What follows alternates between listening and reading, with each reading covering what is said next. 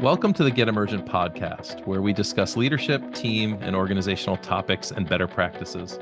We like to provide concepts and ideas that you can turn into pragmatic experiments to help you develop your higher potential in your work and in your leadership. I'm Bill Berthel.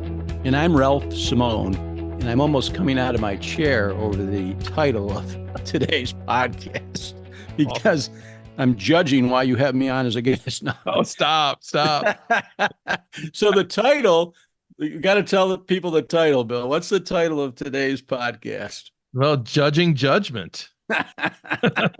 Oh, beautiful, beautiful. So it's my wheelhouse, making judgments, right, wrong, good, bad.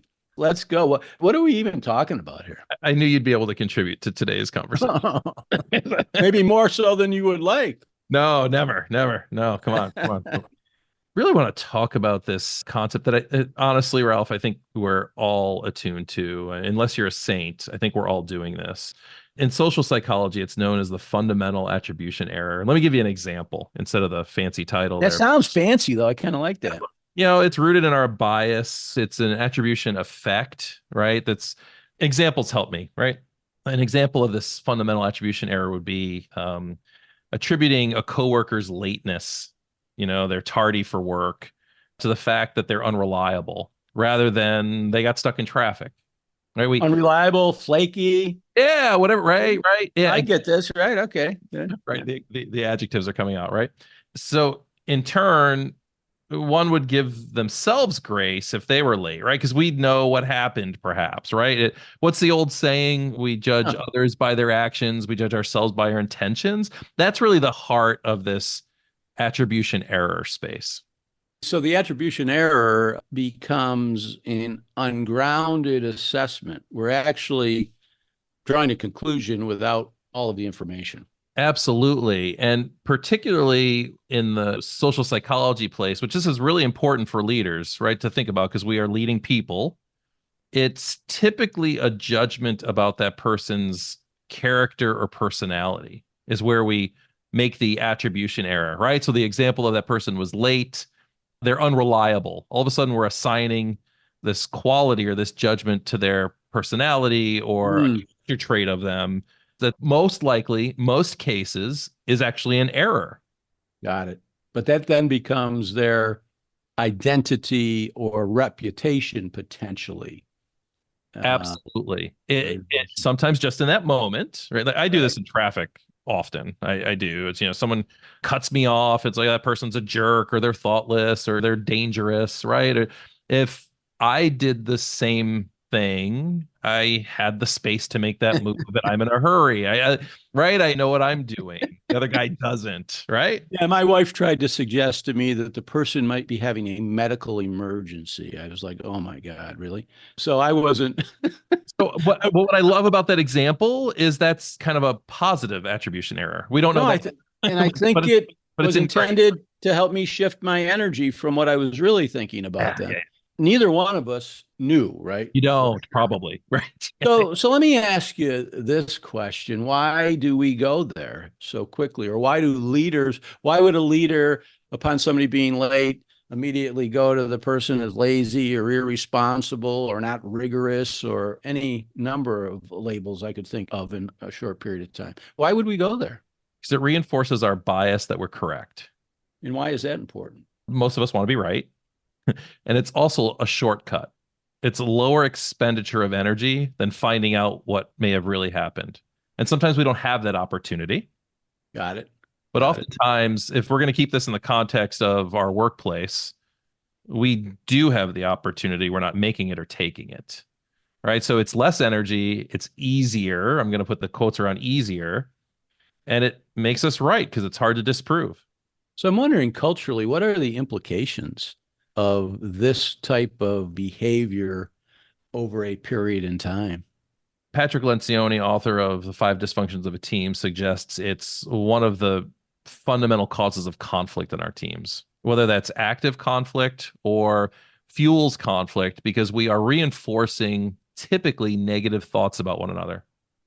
I love the attribution error that your wife makes because it's more gracious, but most of us are making them in a more negative, impactful way where there's something wrong with the character of that person. Then when it comes down to a real conflict, we need to be able to talk about something we disagree about or something's not working in our work.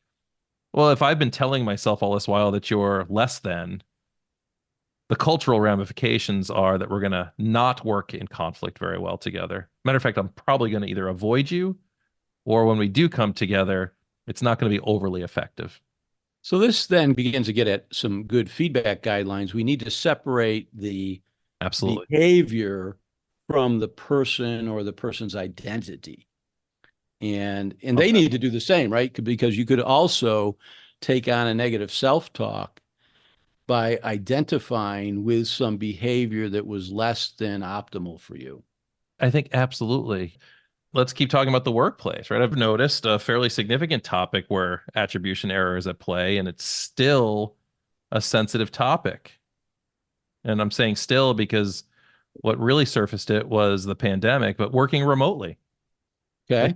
So many organizations we work with, despite productivity metrics increasing, engagement not being harmed in any way, any measurable way, people wanting to work remotely, some organizations are holding on to inaccurate observations of remote workers, demanding they be in the workplace at least part of the time, right? That's an attribution error because in talking with some of these leaders, they're thinking that those remote workers aren't trustworthy or, they might be goofing off, right? Just because they're out of sight, right? Not in the office, despite the positive metrics in their business. Can we take that from a different angle? Yeah, do it. So, Yeah. so I probably have this bias, this attribution error, that I think that it is more effective if we have a place to convene, that we convene there. For what Steve Jobs used to refer to is the accidental collisions that occur because I'm physically there. So I do see the benefit of that.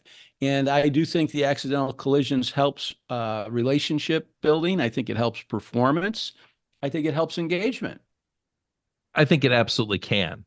I think when we are presented with data that shows the business hasn't suffered at all, it's actually improving and growing.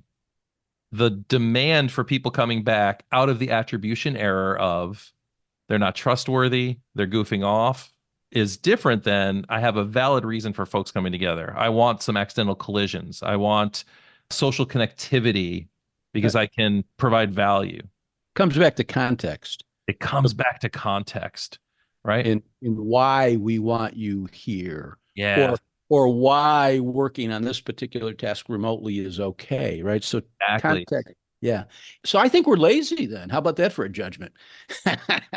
I think we are. I think we're taking the easy way out Yeah, sometimes. yeah. And so we really need to dig a little bit and not just generalize. I was reminded of one feedback guideline on a course that I did. It was standard behavior impact. We Hmm. need to work harder to ground these assessments or these judgments that we're making. Why do we have this standard? What's the behavior? What's the impact? Yeah, And if the impact of people working remotely is driving engagement, why would we insist unless there was a good reason there that might people be would a need good to? reason. Yeah. Absolutely. There might be a good Yeah. reason. And there might be an experiment you want to run. Absolutely. But when we're grounding our assessment on this attribution error, we're on shaky ground. And I think we use this a lot in coaching. I think if we would slow down to go faster, in other words, let's be more discerning and less judging. Absolutely. Let's ask and listen. Let's kind of understand. Let's explain our why. In coaching, when people start to identify with a limiting behavior, we'll ask them, well, what else could it mean? What we're trying to do is mitigate the attribution error. Absolutely. We're trying to open up the mindset to possibilities, That's right. so that we can get positive results and positive action. So we need to do the same thing for ourselves, right? We need to be less quick to attribute Yes. and more curious to find out how this is working or not working, but ground it with data. Absolutely. Right. So we Yeah. can ask ourselves, how do I know this to be true? Yeah. Yeah. right? How do I know this to be true? And then we can look for that data that we can ground that assumption or that bias in. Sometimes we find that we're just wanting to hold on to something that we're familiar with, right? Because it's been the way we've done it, or it's something we're comfortable with. Sometimes we find out that we're really low in our own energy, right? When we're not at our best, we're not going to provide the best observations or best judgments either. We'll be a little less accurate with those. Got it. So it could actually be a projection as Could well be. on Could our be. part. And we all do it, right? We all do this to some level. Start watching where this might be happening. Again, for me, I often it's in traffic. There's something about, I don't know, I guess being inside of a isolated machine. I'm not face to face with those people, and that part of my character comes out. I don't know what that is, but see where it's happening for you. I probably shouldn't say this out loud, but I think it happens for me everywhere. I mean, I think I go to a quick judgment about a situation. And I think I could benefit from slowing down a little bit because I obviously don't have complete information on most things. So I think here's one of the most important value points about trust in our relationships is that we will make these kinds of errors with one another. But when we have highly valued, high trusting relationships, we can surface these and have those conversations. I think many times these attribution errors are contributing to our missing conversations because we're not talking about them. We're not saying, hey, I noticed you were late 3 times this week coming to work. Is everything okay? Instead, I'm holding on to you're unreliable or whatever the example is, right? Yeah. Well, we might talk ourselves out of having the conversation. Yes. Because our incomplete judgment has told us it won't make any difference. Exactly right. We are rooted in or anchored in that incomplete judgment, right? So a missing conversation has an effect, right, on our relationship, on our work. And so especially as a leader, we need to be able to slow down, ask, how do I know this to be true? And facilitate those missing conversations. Got it. Well, it becomes a self-fulfilling prophecy. Can the limitation or the positive. And I think that's critical to have these conversations and to really kind of surface what's actually going on versus what we believe to be going on. Exactly. So what else? Anything else on this? I mean, this was fascinating. It got me thinking about the difference between judging and discerning, right? So I think judging is more a knee-jerk reaction. It's often ungrounded. We're discerning, we're actually getting some evidence or some data to support the situation.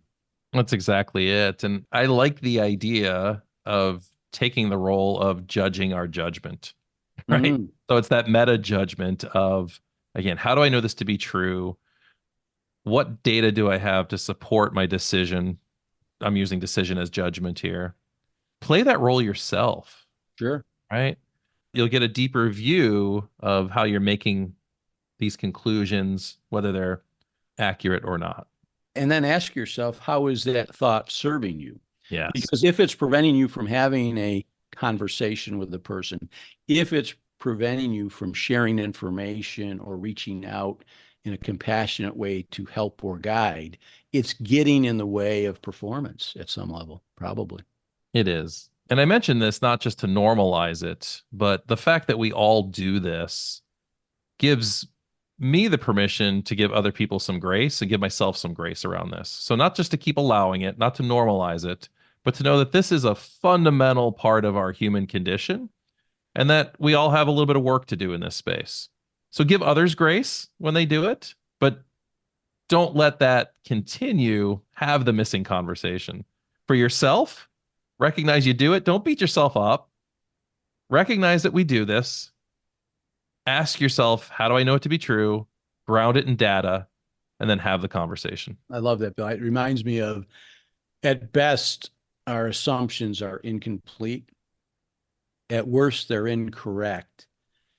And on the essential relationships and the essential things, do a little more work to learn more about the situation so you can make an informed decision. Nice. Ralph, thank you. Thanks, Bill. And folks, thanks for listening. You can listen to a new podcast 2 times every month here at Get Emergent or wherever you listen to your podcasts. This is where we bring you contemporary leadership topics and ideas, balanced with what we hope you find are better practices that you can apply directly to your work and your leadership.